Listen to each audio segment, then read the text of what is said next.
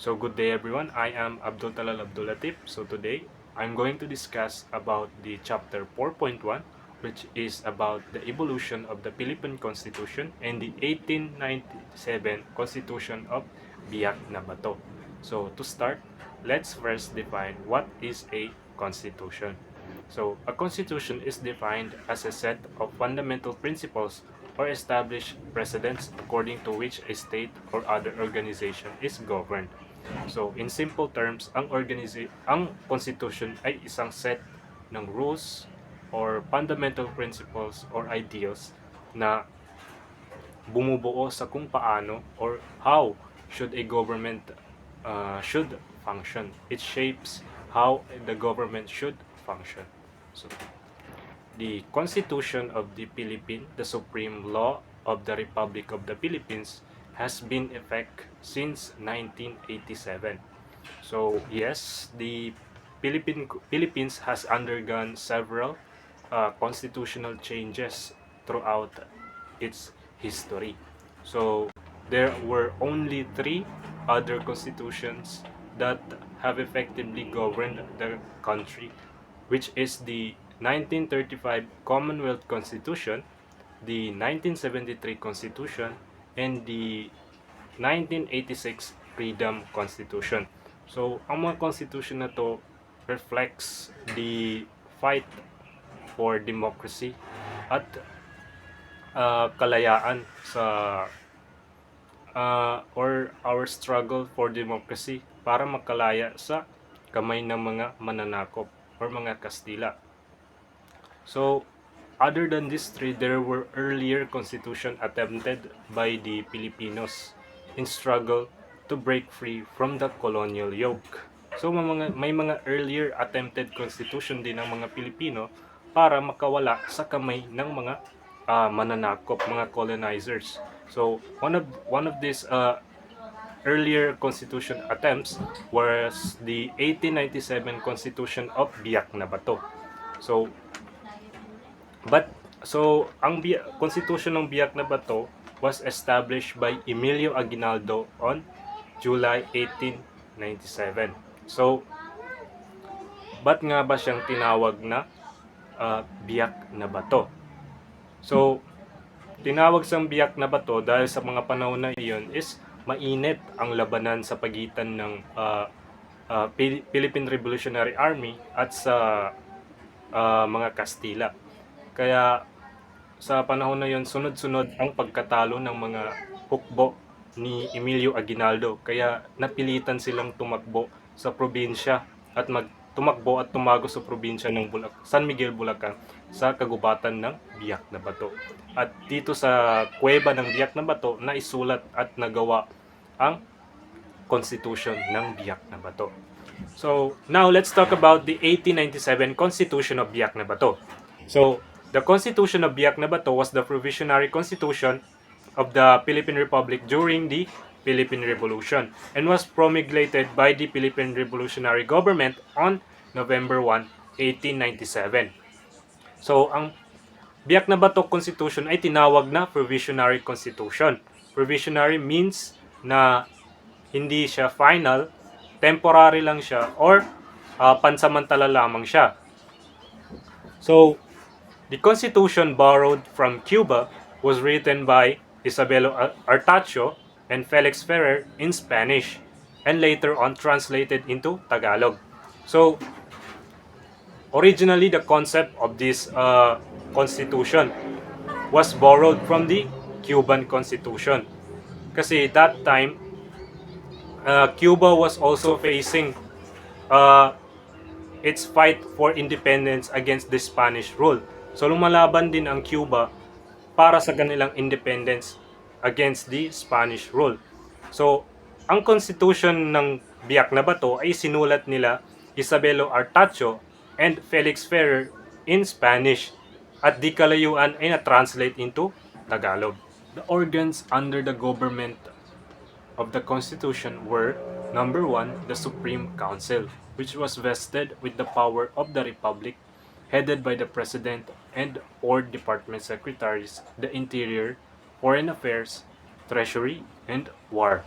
So, basically, ang trabaho ng Supreme Council that time was to lead the revolution against Spain and to make decisions for the country. So, sino-sino ba ang nandito sa Supreme Council?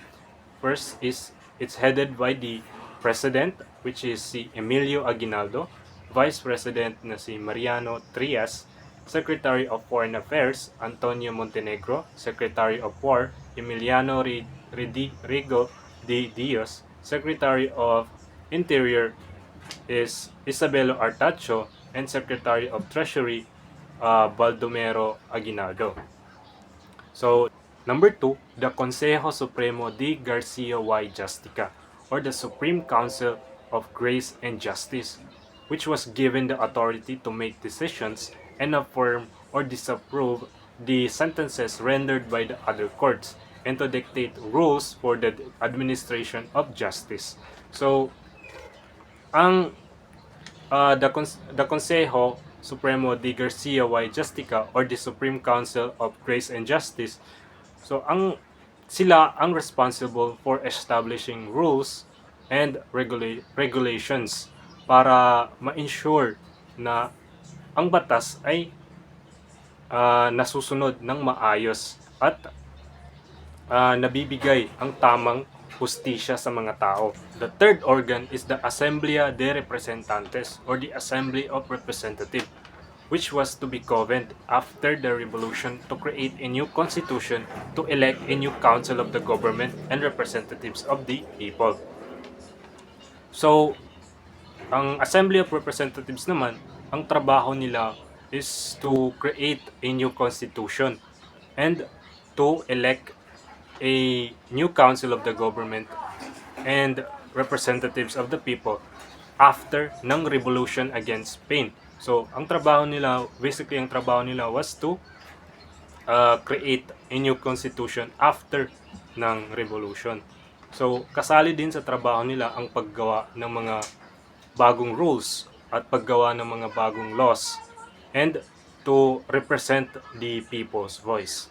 So, the Constitution of Biak na Bato was never fully implemented since a truce, the Pact na Biak na Bato, was signed between the Spanish and the Philippine Revolutionary Army. So, dahil sa patuloy pa rin ang labanan at putukan sa pagitan ng Philippine Revolutionary Army at ng mga Kastila, inutusan ni General Fernando de Rivera ang isa sa kanyang mga tauhan na si Pedro Paterno para makipag-usap sa kila Emilio Aguinaldo para magkaroon ng truce or settlement sa pagitan ng dalawang hukbo.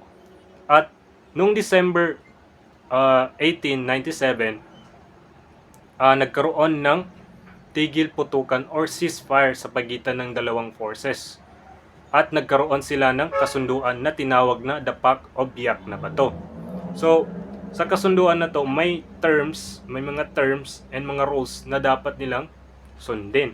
So, the Spanish government will grant self-rule to the Filipinos after 3 years. So, bibigyan ng Spanish government na kapangyarihan na pamunuan ang kanilang sariling bansa after ng 3 taon.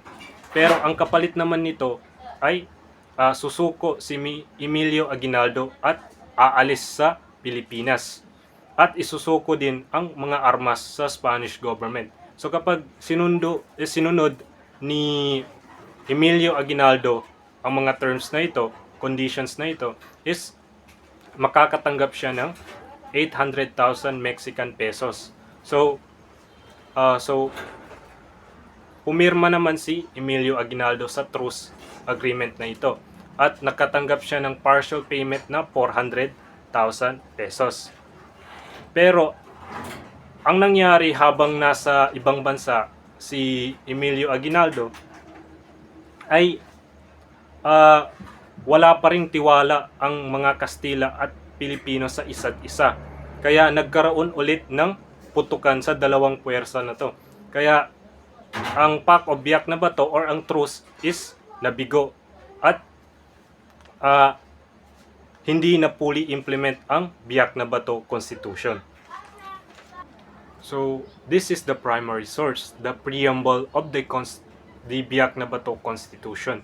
So the preamble reads that the separation of the Philippines from the Spanish monarchy and their formation into an independent state with its own government called the Philippine Republic has been the end sought by the revolution in the existing war, began on the 24th of August 1896 and therefore in its name by the power delegated by the Filipino people, interpreting faithfully their desire and ambition, we, the representative of the revolution in a meeting at Biak na Bato, November 1, 1897, anonymously adopted the following articles for the Constitution of the state.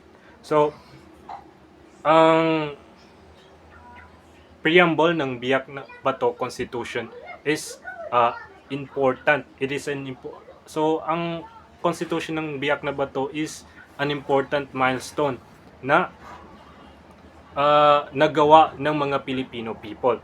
Pinakita sa preamble na kaya din mangarap ng mga Filipino people ng isang bansa kung saan tayo ay malaya. Kahit hindi man na fully implement ang Constitution ng Biak na Bato, nagbigay naman ito ng daan para sa mga future na constitutions na sa ating bansa.